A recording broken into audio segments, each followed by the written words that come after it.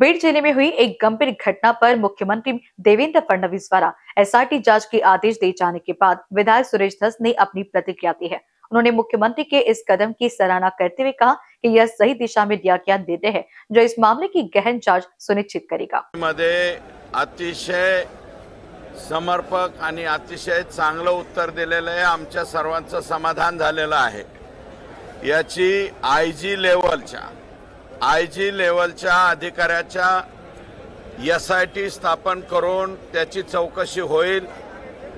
दुसरं, आयजीची चौकशी बरोबर न्यायालयीन चौकशी सुद्धा या प्रकरणाची करण्यात येईल आणि त्याचबरोबर इथले भूमाफिया, इथले खडी क्रेशर माफिया, इथले वाळू माफिया आणि हे धमक्या देणं, खंडणी वसूल करणारे, कंपन्यांना त्रास देणारे, या सगळ्या लोकांच्या वरती जे गुन्हे अजूनही अनभिज्ञ आहेत, या अशा अनभिज्ञ जे गुन्हे आहेत आणि जे करण्याच्या पाठीमागे ज्यांचा हात आहे, अशा सर्वांना एकत्रितरित्या करून त्यांच्यावरती मकोको म्हणजे मोका अंतर्गत कारवाई करण्यात येईल, अशा प्रकारचं स्पष्ट त्या ठिकाणी निवेदन आणि ऑर्डर राज्याचे मुख्यमंत्री बोलले म्हणजे ती ऑर्डर होते, ती ऑर्डर या ठिकाणी झालेली आहे। आणि त्याचबरोबर दुर्दैवानं मयत झालेले संतोष देशमुख यांना 10 लाख रुपयाची मदत सुद्धा सरकारने त्या ठिकाणी मुख्यमंत्री महोदयांनी जाहीर केलेले आहे।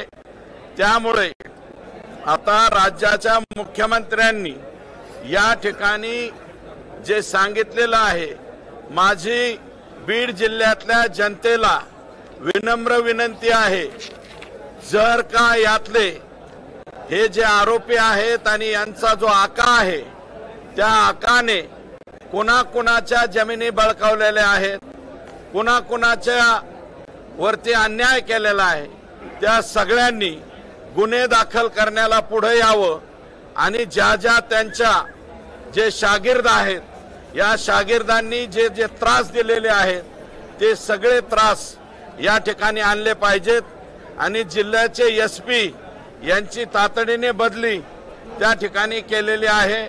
आणि मी मुख्यमंत्री महोदयांकडे आता लगेच मागणी करणार आहे की आम्हाला डायरेक्ट आयपीएस अधिकारी त्या ठिकाणी कडक असा द्यावा, नवीन द्यावा आणि जो यंग असेल तो द्यावा, ज्याच्यावरती कसल्याही प्रकारचे ॲलिगेशन नसावे, अशा प्रकारचा अधिकारी द्यावा। आणि हिम्मत तर एवढी बीड जिल्ह्यामध्ये वाढलेली आहे, वाळूचा ट्रक पकडला महसूलनी आणि पोलीस स्टेशनला लावला, तो पोलीस स्टेशनवरून तो पळून नेण्याची सुद्धा रात्रीच्याला इथपर्यंत हिमती गेलेले आहेत। ज्या तहसील मधून अशी कारवाई झालेली, ज्या पोलीस स्टेशन मधून असे ट्रक्स, टिप्पर किंवा ते डंपर हे पळून नेलेले असतील, त्या सगळ्यांच्या वरती कारवाई या ठिकाणी करण्यात यावी। आणि मकोको मध्ये म्हणजे मोका कायद्याच्या अंतर्गत हे सगळे लोक येणार आहेत। 302 मध्ये तर आलेच, परंतु मोका मध्ये सुद्धा यांच्यावरती कारवाई होणार आहे। अतिशय चांगलं उत्तर, हे जी दुर्दैवी घटना, अतिशय निर्घृण, निष्ठुर आणि अन्यायाची आगळीक झालेली आणि आर्त किंकाळी मी संतोष देशमुख आणि त्यांच्या कुटुंबियाची जी मांडली, त्याला अतिशय समर्पक उत्तर राज्याचे मुख्यमंत्री यांनी दिली, त्याबद्दल मुख्यमंत्री महोदयांचं मनापासून या ठिकाणी आभार मानतो आणि जनतेने पुढे यावं अशा प्रकारची विनंती करतो।